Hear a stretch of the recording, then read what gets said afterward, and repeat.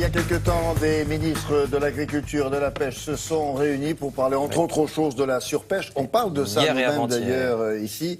Pêche-t-on trop de poissons, lesquels précisément sont menacés de disparaître à cause de nous, lesquels au contraire pouvez-vous acheter, élevage, pas élevage, etc. Bon, alors, on vous explique tout ça ce matin. Et d'abord, Frédéric vous rappelle le problème globalement. Le problème, c'est que la population mondiale d'êtres humains ne cesse d'augmenter. On était 2 milliards dans les années 40, on est plus de 7 milliards maintenant. Donc, il faut se nourrir. En plus, on mange de plus en plus de viande et de poissons. Donc, ce poisson, faut hélas le trouver quelque part. Regardez ces images.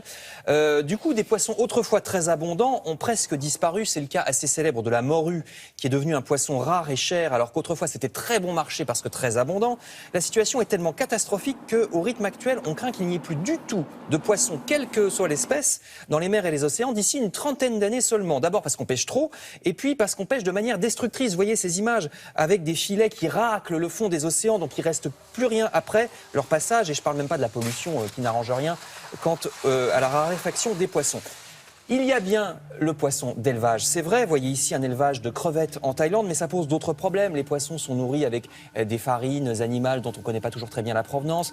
On est obligé de mettre à ces poissons ou ces crevettes des médicaments, des antibiotiques, parce qu'évidemment la concentration, la population est tellement forte qu'on est obligé. Donc voilà les problèmes que pose l'élevage.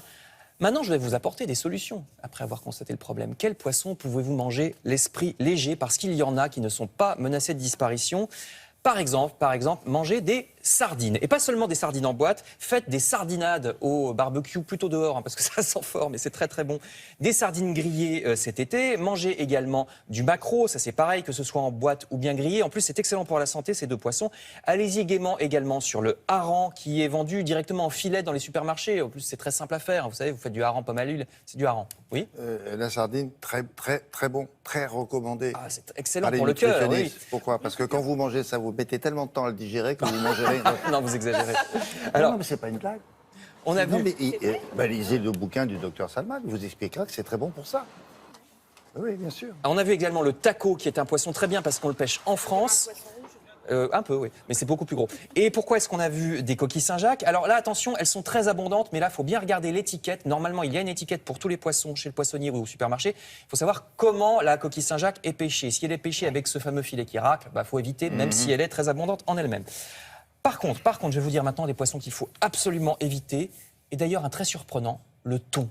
Le thon, même en boîte, j'insiste, parce qu'on croit souvent, regardez, qu'il n'y a que le thon rouge qui est menacé. Alors le thon rouge, la plupart d'entre nous, contrairement à ce qu'on croit, on n'en a jamais mangé de notre vie parce que c'est un thon qui est très très cher. C'est pas forcément celui qui a de la couleur rouge dans les sushis. Donc le thon, il faut arrêter, même le thon en boîte, vraiment n'en achetez plus. Ou alors le lingue, regardez le lingue, le grenadier, le sabre et l'empereur. Ce sont 4 poissons, le lingue, le grenadier, le sabre et l'empereur, ils sont comme ça. Ils sont très moches parce que c'est des poissons des grands fonds. Et ils sont apparus très récemment sur le marché. Il ne faut vraiment plus en manger parce que c'est complètement idiot. On racle les grands fonds et on prend ces poissons-là qui ont en plus un rythme de reproduction très très lent. Donc il ne faut vraiment pas manger, je les répète, lingue, grenadier, sabre et empereur. Oui, de toute façon, on n'avait pas l'intention.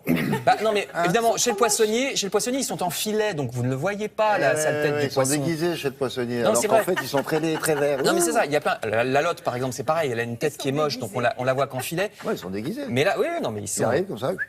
Affilé. On les reconnaît pas. Mais il faut vraiment éviter ces 4 poissons-là. Donc manger de la sardine, des harengs, du maquereau. Il n'y a pas trop de problème non plus pour le lieu, le colin et le saumon sauvage d'Alaska, je précise, parce qu'il y a aussi des histoires de provenance. En Alaska, il y en a, puis ailleurs, il n'y en a plus. Bon. Vous savez quoi manger?